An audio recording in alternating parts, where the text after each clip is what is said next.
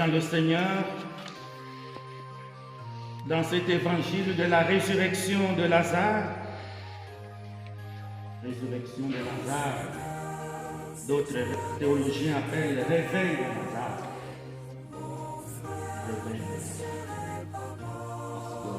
Certains théologiens disent que parler de la résurrection, il ne veut plus mourir. Comme Jésus est ressuscité, il ne meurt plus. Mais Lazare, ressuscité quelques jours après, il est mort quand même. C'est comme ça qu'on parle du réveil de Lazare. Mais de toutes les façons, entre parenthèses, résurrection de Lazare ou réveil de Lazare, je vous propose les trois aspects, trois lumières que je vais essayer de dégager dans cet évangile. Il est long, mais on va le résumer en 3 points. Le premier aspect, c'est que Lazare est ami de Jésus. Après avoir lu et lu cet évangile, j'ai remarqué qu'il y a l'amitié dans cet évangile. Il y a l'amour dans cet évangile. Lazare est ami de Jésus. 4 fois dans l'évangile, j'ai trouvé cela. Premièrement, le sœur envoie dire à Jésus, Seigneur, celui que tu aimes est malade. Celui que tu aimes est malade. Deuxièmement, Jésus aimait Marthe et sa sœur, ainsi que Lazare. Jésus aussi aimait cette famille-là, dont Lazare. Troisièmement, Lazare, notre ami, s'est endormi, mais je vais aller le tirer de ce sommeil, dit Jésus à ses disciples. Lazare, notre ami, s'est endormi, je vais aller le réveiller. Et quatrièmement, quand Jésus pleure, les Juifs disent, voyez comme il l'aimait. Ça m'a beaucoup intéressé de voir en 4 endroits au monde, dans cet évangile, on parle de l'amour. Puissions-nous cultiver en ces temps de carême et dans notre vie chrétienne cette intimité, cette amitié avec Jésus. Que Jésus devienne mon ami tous les jours de ma vie. De la même manière qu'il était invité à la maison de Marthe, Marie et Lazare, puissions-nous nous aussi inviter notre ami Jésus dans notre nouvelle Béthanie, dans notre nouvelle maison qui est notre cœur, le château intérieur, comme le dit Thérèse d'Avila. De la même façon que Jésus nous porte dans son cœur, portons-le nous aussi dans notre cœur, qu'il y habite. C'est cela que nous appelons en théologie spirituelle, l'inhabitation, la présence de Dieu en moi.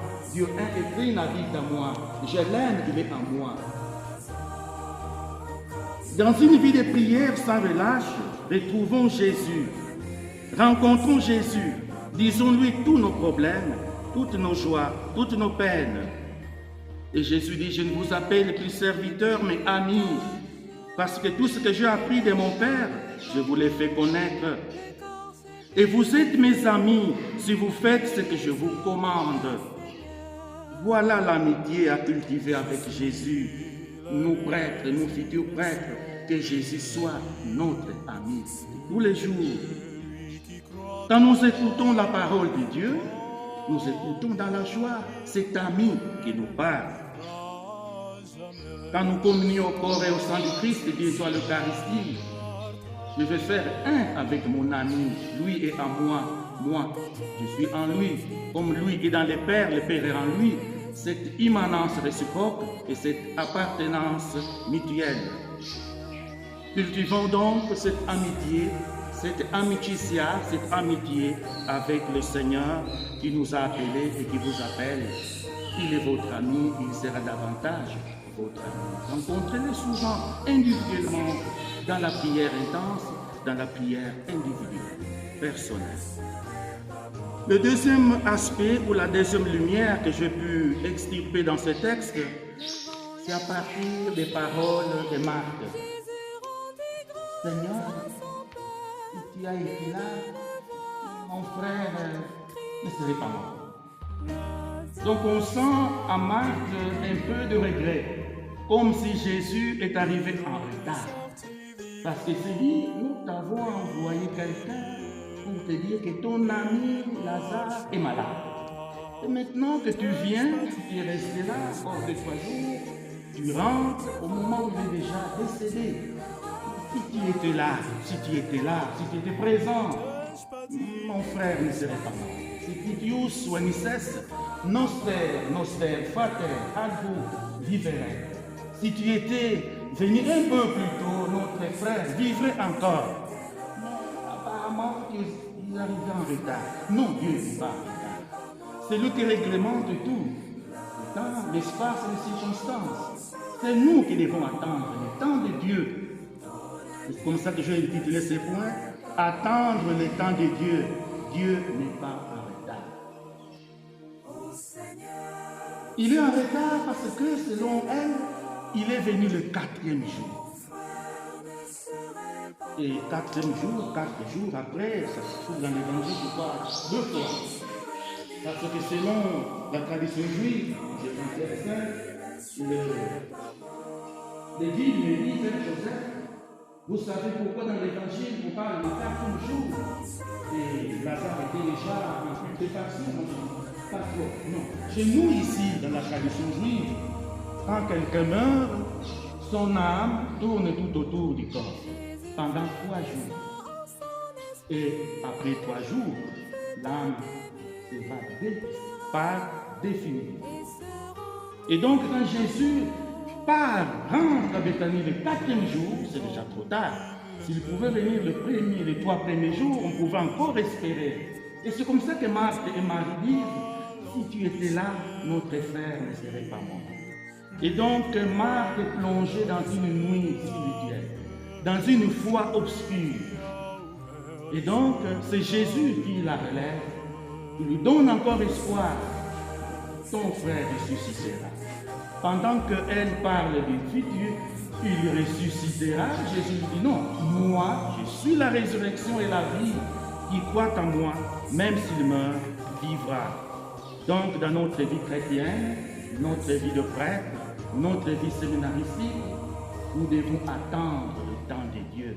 Ne soyons pas pressés. Ne pensons pas que Dieu nous a abandonnés, que Dieu ne nous écoute pas, parce que là, nous tombons dans une autre maladie. La tiédeur spirituelle qui s'appelle l'acédie.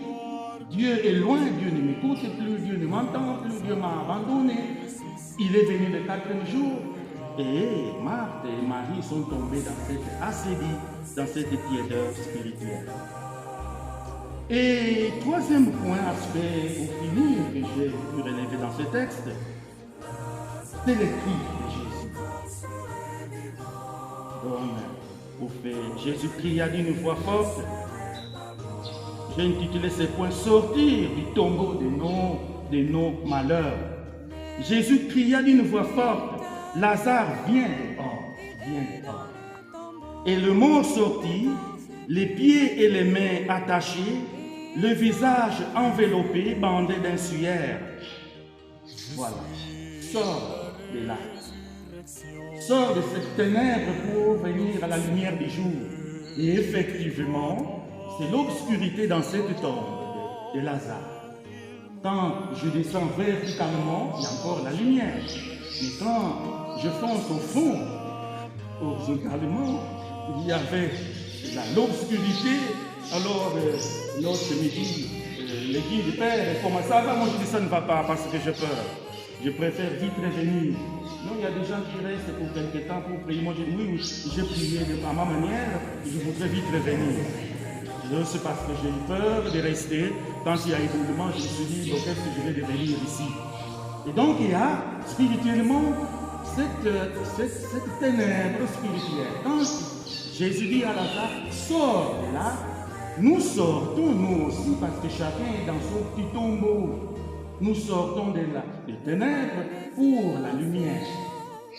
Et Jésus est notre lumière. Mais dans tout cela, dans tout cet évangile, vers la fin, tout le monde est pur. Et c'est ça. Croyons en Jésus-Christ, le Fils de Dieu, le Verbe est fait chair, la résurrection et la vie. Que chacun sorte de son tombeau de malheur où il est, pour entrer dans la lumière. Que chacun soit délié de ses mains, parce que quand il sort du tombeau, ses mains sont liées. Et Jésus dit, délier ses mains, délier ses jambes, débander son visage. Et en ce temps de carême, le Seigneur nous demande de débander notre visage pour bien voir les pauvres et aider, parce que nous apprend le monde en ce temps de carême. Débander notre bouche pour parler de Jésus, proclamer par l'apostolat de l'exemple. Délier les mains pour que les mains soient libres, pour donner aux pauvres. Débander nos jambes pour marcher à la suite du Seigneur, ainsi soit-il. Amen.